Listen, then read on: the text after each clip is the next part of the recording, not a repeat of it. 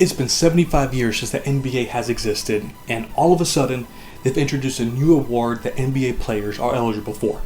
It's the Conference Finals MVP. The Eastern Conference is named after Larry Bird, and the Western Conference is named after Magic Johnson. So that got me thinking, what if we named all the players that would have won the Conference Finals MVP? And what better place to start than the years that Larry Bird and Magic Johnson came into the league, which was 1980. So let's get on with it. Let's get started with the 1980 Western Conference Finals between the Seattle Supersonics versus the Los Angeles Lakers. This one would have gone to Kareem Abdul-Jabbar, who averaged 30.6 points per game on 58.3% shooting, 11.6 rebounds per game, 4.2 blocks per game, and 3.8 assists per game. That included his Game 5 performance, where he had 38 points, 11 rebounds, 7 blocks, 6 assists, and 2 steals. Kareem was awarded his 6th MVP award that season, and he played like he was still the best player in the league. Thanks to his dominant performance, they finished off the defending champions pretty easily. Now we go to the Eastern Conference Finals. We had the Philadelphia 76ers versus the Boston Celtics. This one would have gone to Dr. Julius Erving, who averaged 25 points per game on 51% shooting, 8.4 rebounds per game, 4.2 assists per game, 2.6 steals per game, and 1.4 blocks per game. There's not really much to say here. This was your standard Dr. J performance, and the Sixers took advantage of a Boston Celtics team that had a rookie Larry Bird, but he did just enough to get the job done. Now we go to 1981, where the Houston Rockets face the Kansas City Royals, the two Cinderella teams that no one expected to have a shot to make the finals.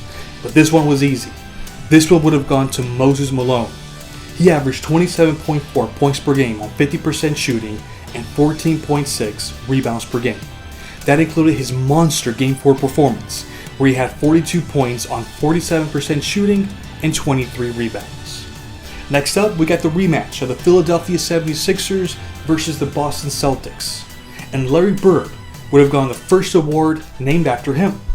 He averaged 26.7 points per game on 48% shooting, 13.4 rebounds per game, and 4.6 assists per game. The one moment that stands out is that bank shot that he made at the end of the fourth quarter that took the lead and ultimately the game. And they were able to come back from a 3-1 series deficit against a tough team that didn't make things easy for the Celtics. Now we go to 1982, where the San Antonio Spurs face the Los Angeles Lakers. This is a tough one. Kareem did his thing as he usually does, but I don't think he did anything special during this series. Magic Johnson nearly averaged a triple-double, putting up Jason Kidd-like numbers. But I think I would have awarded Norm Nixon. He averaged 26.3 points per game on 54% shooting and 8 assists per game. That includes his Game 4 performance, where he gave you 30 points and 10 assists. And we should also mention that he was a leading scorer for the Lakers in this series. So I think he was the most deserving. Let's give one for this underrated and forgotten star of the 80s. And now we have yet another rematch of the Philadelphia 76ers versus the Boston Celtics. And this one is going to Andrew Toney, the Boston Strangler. And he torched the Celtics many times throughout this series. He averaged 22.1 points per game on 50% shooting, 4.4 assists per game, and 3 rebounds per game. In Game 4, he had 39 points on 67% shooting that pushed their series lead to 3-1. And then in Game 7, on the road, he had a team high of 34 points on 61% shooting. You can ask any Celtics fan, and they would say to give the award to this man here. It's hard to earn their respect, and they respect the hell out of this man. And that's saying something. Out of all the legendary players from this series, he's the first player you think of when talking about the 1982 Eastern Conference Finals. And that's saying something. Now let's go to 1983, where you have the rematch of the San Antonio Spurs versus the Lakers. And this was a much more competitive series from the previous year. And I think this one should go to Kareem. He averaged 26.3 points per game on 54% shooting, 7.5 rebounds per game, and 3.5 blocks per game. I was originally going to give this to Magic Johnson since he averaged a triple-double for the series, but I just don't like how he ended the series. He scored just 2 points, and he played the whole game, so I can't give him the award after a performance like that, so Kareem gets it. Next up, we have the Milwaukee Bucks versus the Philadelphia 76ers. This series was just an all-around effort by the Sixers, with everyone sharing the load to get the job done, so no one really gave a noteworthy performance. With that being said, I think Moses Malone should get the award, even though Andrew Toney was the leading scorer for the series. He averaged 22 points per game on 52% shooting, 14.4 rebounds per game, and 2.2 blocks per game. Now we go to 1984, where the Phoenix Suns face the Lakers. And I got Magic Johnson winning the first award named after him. He averaged 17.5 points per game on 55% shooting, 14.5 assists per game, 5.5 rebounds per game, and 2.7 steals per game. That included his Game 2 performance when he had 24 assists, which is tied for the all-time record in playoff history. There aren't many players in the history of the game that can dominate the game while only scoring 6 points. But Magic had that type of gift where his imprint was all over the game without scoring many points. It's part of his greatness. Next up, we have the Milwaukee Bucks versus the Boston Celtics. And this one goes to Larry Bird. He averaged 27.4 points per game on 50% shooting, 10 rebounds per game, 6 assists per game, and 2.4 steals per game. I had this playoff run by Larry Bird deep in my top 50 of the greatest playoff runs by a player in my book, The All-Time Greatest NBA Book. And this series was definitely one that a lot of people don't talk about. The numbers might be a standard Bird performance, but he did so many incredible things that don't show up in the stat sheet, which is why it's important to watch the games. Now let's go to 1985, where the Denver Nuggets face the Los Angeles Lakers. This one is going to go to James Worthy. There's no question it should go to him. Here's what he averaged: 22.6 points per game on 72% shooting, 6.8 rebounds per game, and 2 assists per game. Here's an important fact for you all. James Worthy set an NBA record for accuracy in that series. He went an astonishing 49 for 68 from the field. No one has ever shot that efficiently from the field while scoring over 20 points for a playoff series. If you break a record like that, then I gotta give you the award. It's a no-brainer. Next up, we got the Sixers versus the Celtics, which would be the last time that these two teams face each other in the conference finals. And this one will go to Kevin McHale. Bird struggled a bit in the series. Now, I mentioned in a previous video, as well as in my book, about some injuries Bird was facing during this playoff run. So McHale picked up the slack and gave a respectable performance. He averaged 21.2 points per game on 54% shooting, 11.2 rebounds per game, and 3.6 blocks per game. And that's what co-stars are there for. And he stepped up when Larry Bird was struggling. That's when you know that you have a legitimate second banana. Now we go to 1986, where the Houston Rockets face the Lakers. And this one goes to Hakeem, who torched old man Kareem all series long. He averaged 31 points per game on 52% shooting, 11.2 rebounds per game, 4 blocks per game, and 2.2 steals per game. That includes his dominating Game 3 performance, where he had 40 points on 50% shooting, 12 rebounds, and 2 blocks. That's right, Hakeem was also able to beat the Showtime Lakers at full strength pretty convincingly. They joined the long list of players that Hakeem was able to beat in the playoffs. Next up, we got the Milwaukee Bucks versus the Celtics. We got Larry Bird again with a near-perfect performance. He averaged 25.3 points per game on 55% shooting, 9.5 rebounds per game, and 8 assists per game. That included his infamous cold-blooded three-pointer that he made at the end of Game 4, even though they were already up by double digits. But he thought it was a good idea to put his foot on their neck. And the Bucks didn't even do anything about it, because it's Larry Bird. And you don't mess with killers, even though they break unwritten rules. You just gotta let it slide. Now we go to 1987, where the Sonics face the Lakers. We're going to the same place where it all started. And guess what? James Worthy would have won his second Magic Johnson award. This guy was the real deal. I'm telling you, everybody knows in Laker Nation that this dude is a Laker legend, and it's because of performances like these. He averaged for the series 30.5 points per game on 60% shooting, 5.8 rebounds per game, 2.3 assists per game, and 2.3 steals per game. That includes his Game 3 performance, where he carried his team to victory. He had 39 points on 64% shooting, 5 rebounds, 5 assists, 2 steals, and 1 block. Next up, we got the Detroit Pistons versus the Celtics. For the second year in a row, we got Larry Bird winning the award. This was such a legendary series from this all-time great player. He averaged 27.1 points per game on 49% shooting, 10.4 rebounds per game, and 7.6 assists per game. That includes the greatest steal in NBA history when he stole the ball in Game 5. They would have most likely lost the series if it wasn't for that play. And then in Game 7, he gave us 37 points on 54% shooting, 9 rebounds, 9 assists, and 2 blocks. It was just one legendary clutch performance after another. He just wasn't going to let his team lose that series. Now we go to 1988, where the Dallas Mavericks face the Lakers. And this one is going to go to Magic Johnson. He just had too many big performances during this series. In Game 5, he gave us 15 points and 20 assists. And in Game 7, with their season on the line, he gave us 24 points, 11 assists, and 9 rebounds. For the series, he averaged 19.1 points per game on 52% shooting, 13.7 assists per game, and 5.7 rebounds per game. Just like what Larry Bird did in the previous year against the Pistons, Magic Johnson just wasn't going to let his team fall short of the finals, and he was extremely clutch where they needed him to be.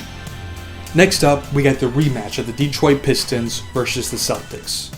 We're going to give this one to one of the greatest point guards of all time, Isaiah Thomas. He averaged 23 points per game on 45% shooting, 8.3 assists per game, 5.3 rebounds per game, and 2.7 steals per game. Game 1 was probably his best performance that set the tone for this series. He had 35 points on 63% shooting and 12 assists. This was on the road, and you could tell that he was out for revenge to erase the mistake that he made the previous year where he threw the ball away and the series. Just a gutsy performance by Zeke. Now we go to 1989, where the Phoenix Suns face the Lakers. Now at first glance, you can say James Worthy and Byron Scott has the case to get this award. Worthy averaged 25 points per game and Scott averaged 24 points per game. But the reality is that Magic Johnson easily gets the award and is not really close. He averaged 20.3 points per game on 50% shooting, 14.3 assists per game, 6.8 rebounds per game, and 2.3 steals per game. Do you know how extremely rare it is for someone to average over 20 points per game and 14 assists per game in a playoff series? Magic Johnson has done it 3 times. John Stockton has never done it.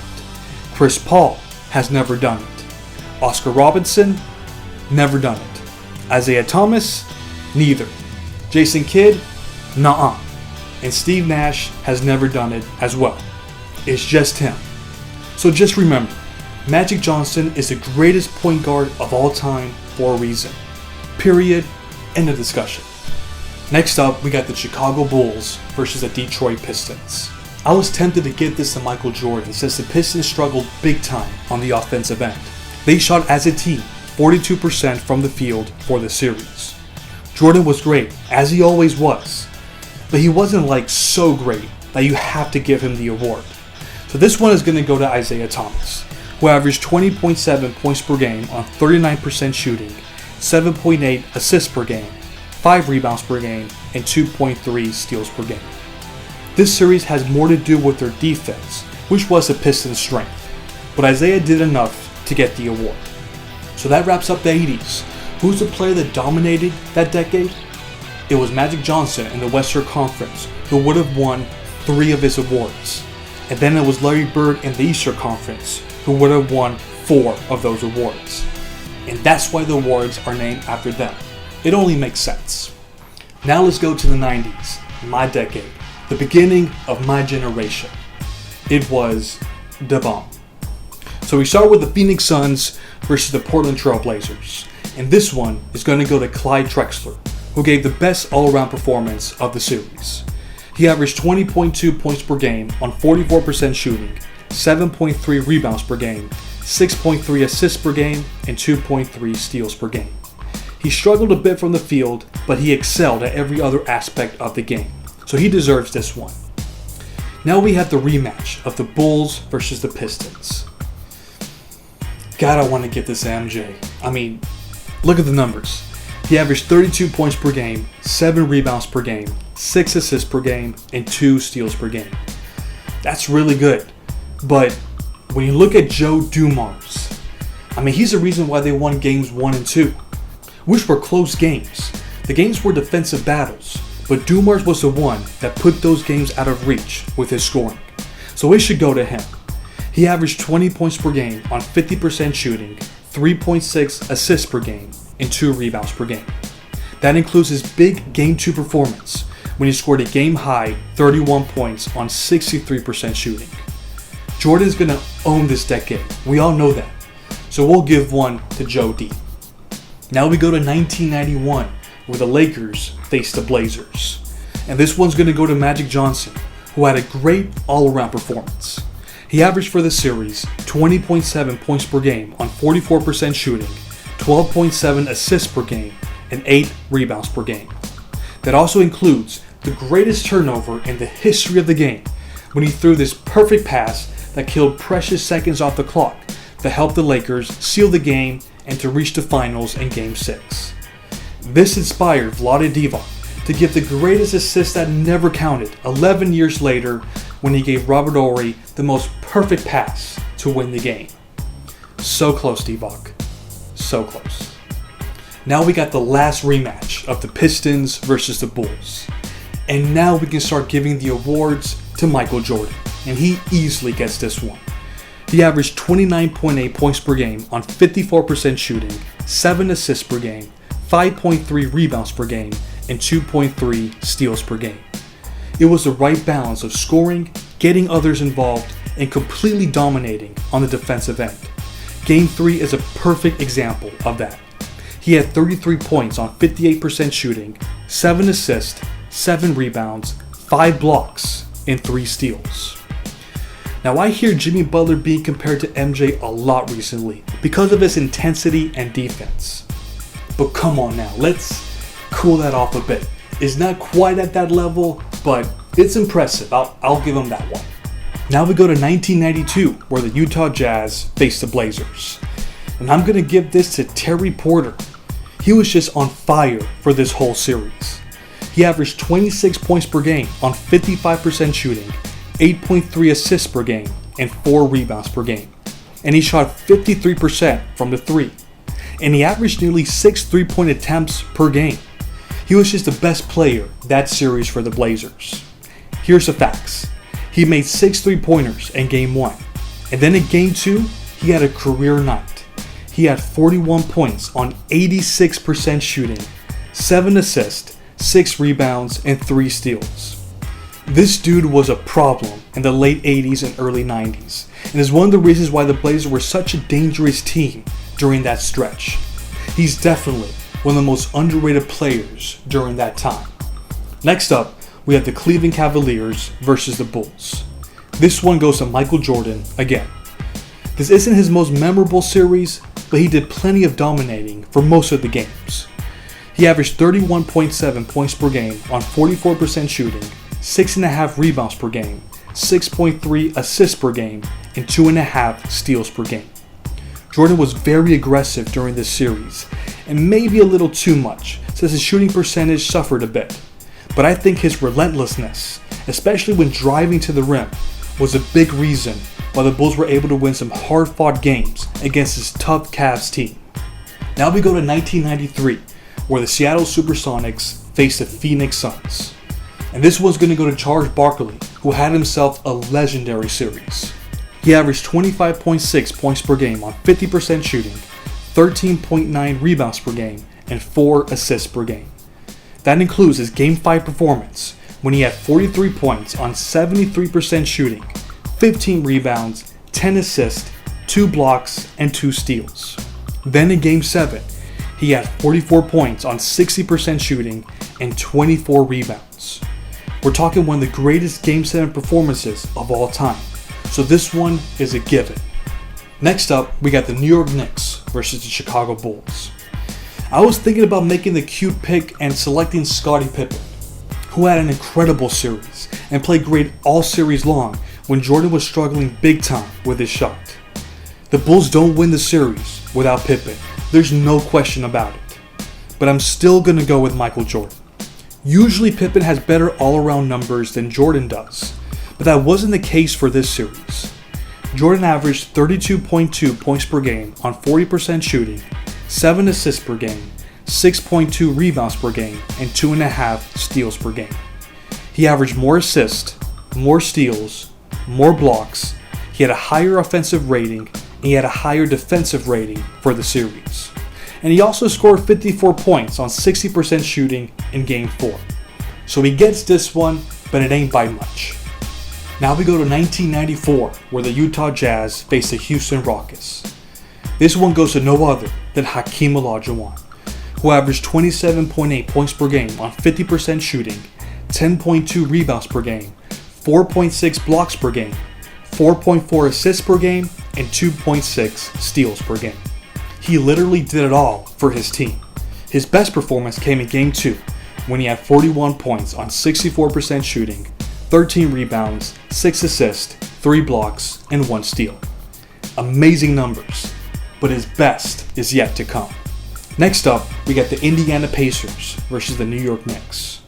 We got a Patrick Ewing sighting over here, and he gets the award for this year.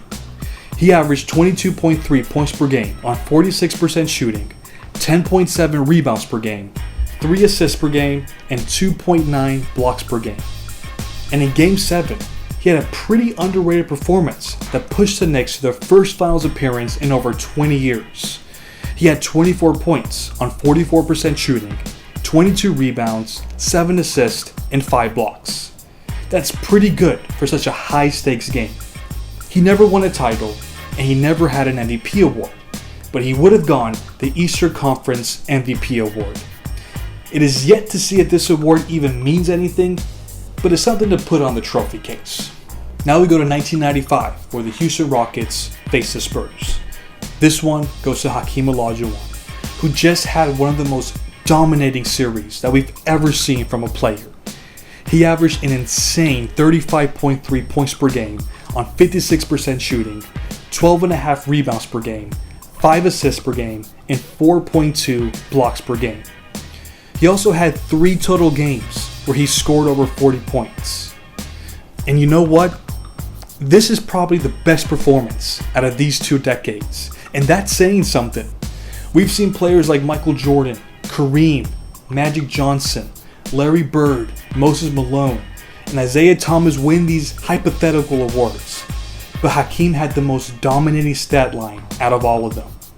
That just shows how amazing he was in his prime. Next up, we got the Indiana Pacers versus the Orlando Magic. This one goes to a young Shaquille O'Neal. He averaged 27.3 points per game on 66% shooting, 9.6 rebounds per game, and 2.4 assists per game. 66% shooting, man. I mean, is it any surprise that Shaq did what he did to the Pacers in the 2000 finals? What is Rick Smits gonna do? What is Dale Davis gonna do with that beast of a human? And this was like thin Shaq to his standards. This series was before he became the Incredible Hulk in the 2000s. This was honestly a sign of things to come. Now we go to 1996, where the Utah Jazz faces Seattle Supersonics. This one's tough. I mean, you can make a case for either Gary Payton or Shawn Kemp. They both balled out during this series. But I'm going to go with the glove, Gary Payton. He averaged 20.7 points per game on 51% shooting, 6 assists per game, and 5.1 rebounds per game.